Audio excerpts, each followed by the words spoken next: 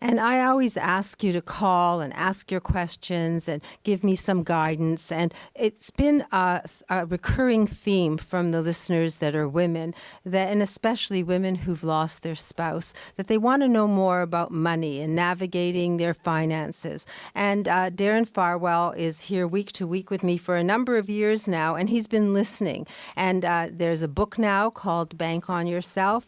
And now Darren is giving us information more specific to women and widows. So good morning, Darren. Good morning, Marilyn. Yeah, the book came out recently from Leslie, and it's really about helping empower women to take a little bit more control over their finances, because what we're finding clearly from research is there are going to be a significant number of women who have lost a spouse and are going to be solely responsible for some of these decisions themselves going forward, an environment they're not necessarily used to in the past. Well, I'm going to give a shout out to Rose, who came yesterday, and she actually got the book Bank on Yourself, and I think she's already started reading it. She's a nurse. And hi, Rose. And anyone who's interested in picking up a book to give as a gift or gifting themselves, I have signed copies at my store, and I've made them a special price at my store of $20 just to keep things easy. So another reason to come visit me and say hello.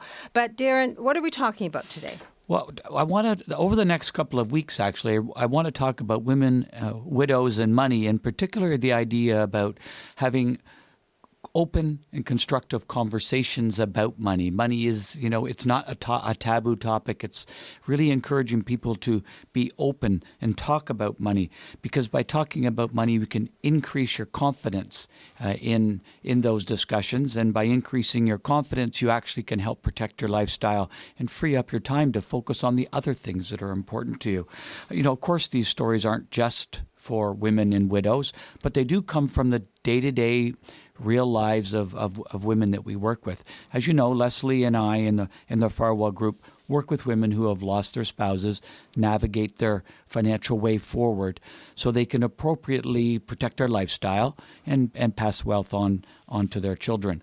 Now, one of the challenges that we've heard often in these conversations with women is just that they're not feeling confident and talking about money.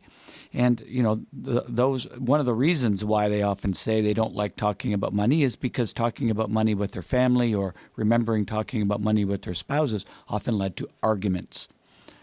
And probably those of us in the studio here and those listeners out there probably don't need to think too far back to recall a heated discussion about money. Money is a topic that could cause lots of problems. Yet here's the irony, that the arguments, when you look back at them, are quite often not about the money. They're usually about negative emotions that get triggered in the conversation, not the money itself. And here's how that can work. Jenny was widowed, and shortly after losing her spouse, she moved in with her sister, who was never married. As time passed and that natural division of labor happened, Jenny began to do the shopping, and her sister ended up paying the household bills from a joint account. One day, while working on the bills, Jenny's sister kind of shouted out in an irritated tone, "Wow, you've really been spending over the top lately. Do you ever do any price comparison?" Well, to which Jenny replied, "Hey, if you actually did some of the shopping yourself, you'd see why the bills are what they are." That sounds like a conversation I've been in a couple of times. So, of course, Jenny felt blamed and reacted emotionally. Simply speaking, just the tone and accusation triggered the proverbial fight or flight response, and Jenny fought. The arguments that followed got personal and nasty, had nothing to do with the cost of things or their ability to manage the costs. And what we found out when Jenny and her sister came in to see me, not as a psychiatrist, but as a financial advisor, is that the discussion wasn't really about the shopping and the groceries and the money at all. Jenny's sister had been putting money aside for a first-class extended cruise for the two of them, but the savings to make it happen wasn't happening fast enough. By sitting down in a safe environment, working through a tried and true process with me as a financial advisor, we were able to get at what was really a difference in values. a difference in objectives. They weren't, between the two of them, they weren't clear on what the objectives were. Jenny thought the trip was a someday plan, not something imminent. And yet here her sister was trying to save week after week, month after month to make it happen. So we needed to get clear on the objectives between the two of them. And quite importantly, we also needed to get clear on the savings that were going to need to happen to make the objective happen. So it's what we're often talking about so often in the show here, Marilyn. It's about planning. And so, we talk about how important, how essential planning is to making your own wishes come true. So constructive, open dialogue about topics like saving, spending, passing on your legacy to your children are important, critically important. But for that kind of dialogue to happen, it needs to happen in a safe environment, where someone doesn't end up feeling attacked or disrespected, because as soon as that happens, it becomes about personal dignity and not about the goal at hand. Now, of course, there's many different strategies for making productive conversations happen. Look for one that works for you. We suggest working with a trusted advisor, someone who has a process that can help you bring these conversations out into the open, record them, and come up with a plan of actions. Because when you have productive conversations about money, you're more likely to be informed about the household finances and long-term planning, and therefore secure your well-being for you and your children down the road.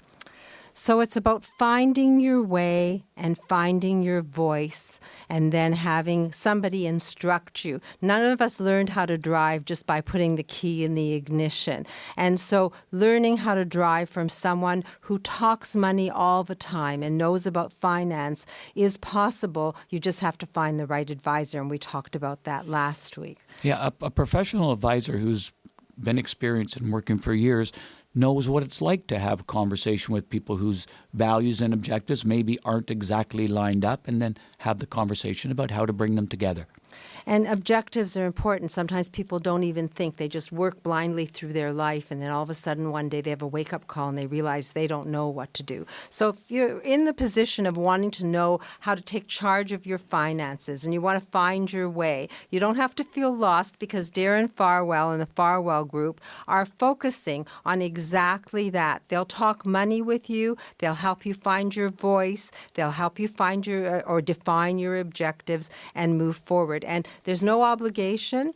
All you have to do is make one phone call to get that information and feel comfortable. The phone number, Darren, is, I think I have it as 416-863-7501. That's right, Marilyn. Are you going to the office today? I am going to the office today. So immediate gratification, people, all you have to do is take the number down, give Darren, about an hour to have a coffee and get to his office, and then you can have the start of finding your objectives and determining your way to deal with life and your finances. 416-863-7501, the Farwell Group.